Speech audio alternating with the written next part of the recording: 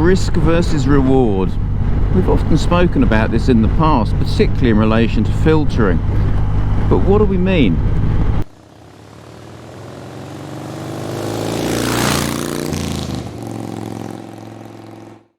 Hello there and welcome.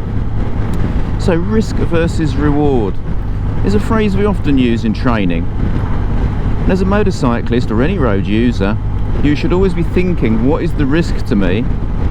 And your riding plan, what you do, what you decide, should always be about keeping the risk as low as reasonably practicable or possible. You're only going to achieve that by very good and careful observation, identifying hazards, understanding the implication of the hazards, and responding appropriately by putting your motorcycle in the correct place, which is safe, at a speed that is safe and appropriate at the appropriate time. And of course, we all see things slightly differently, we may interpret things slightly differently, and there's always going to be variances. One thing to be very aware of as well is your own ability, and maybe reflect on what you do. And when you've had a ride, reflect, was everything that you did on that ride as safe as you could possibly achieve? Did you make decisions where you thought, that wasn't too clever? Now, as with all of my videos, I'm not attempting or not trying to be judgmental. All I'm trying to get over is an air of safety, so you can develop yourself as a biker and keep yourself safe. So as we ride along, hopefully we're observing, noticing hazards either singly or in groups, clusters, and we're thinking about the implications they have on us, and we're responding in an appropriate way. Now sometimes when we ride, we might be out just because we fancy a nice gentle ride. Sometimes we might go out with the mindset that we're going to go out as fast as we possibly can and show that we're amazing on a motorcycle and get that thrill. That statement probably won't sit well with some people, but let's be realistic about it. There's a lot of bikers out there who are going to do that.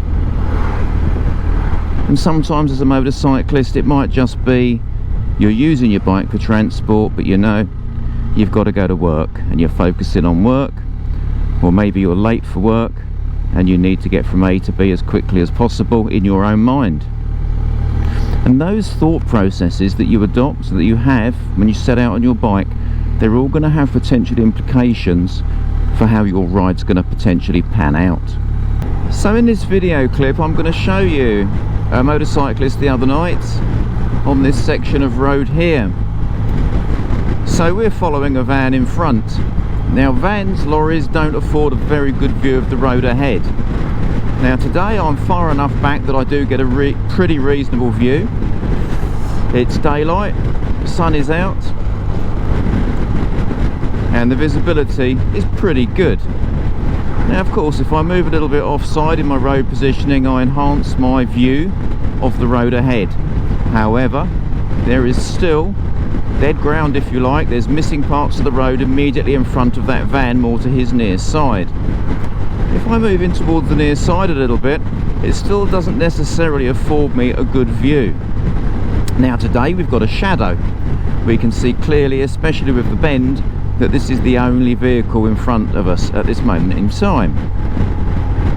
But it's worth remembering that when you do get closer to vehicles in front, and at night time, your visibility might not be as good as you would hope. So as you can see along here, we've got central hatchings and traffic islands. If you have a look at the road surface there in the centre, you can see there is a lot of dirt, there's a lot of gravel and bits of debris. Now we're going to look at this video clip of a van with a motorcycle that's following it.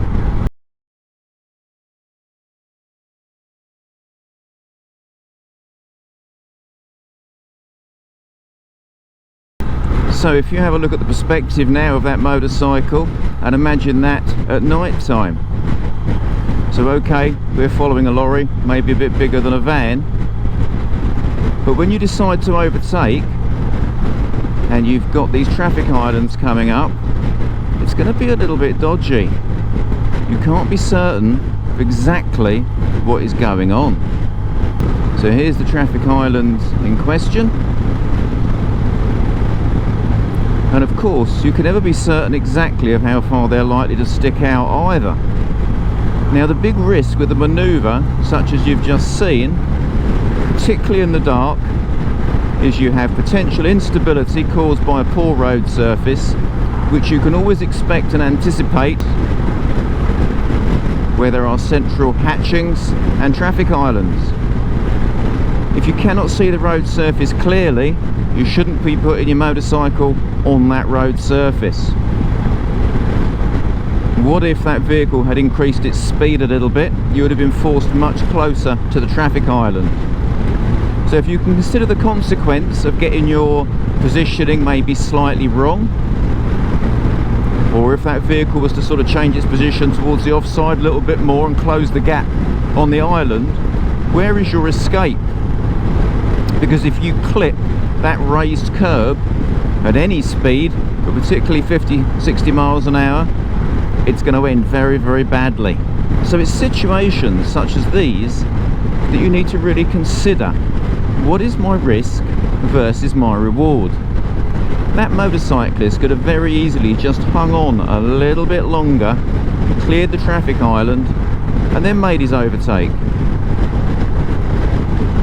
Okay, he was overtaking within the hatched area.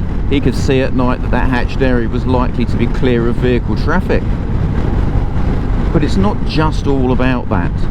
There's other factors to consider as well. So as any road user, but particularly a motorcyclist, think carefully about what you do. It's nice to make progress, it's nice to get moving, it's nice to enjoy the bike. You might want to get home because you're late, you might be looking forward to your dinner and your glass of beer or whatever it might be, but don't let that cloud your judgment when it comes to using your motorcycle, because it only takes a second for things to go horribly wrong. And as we always say, it's better to be 5 minutes late than dead on time. So until next time, ride safe and take care.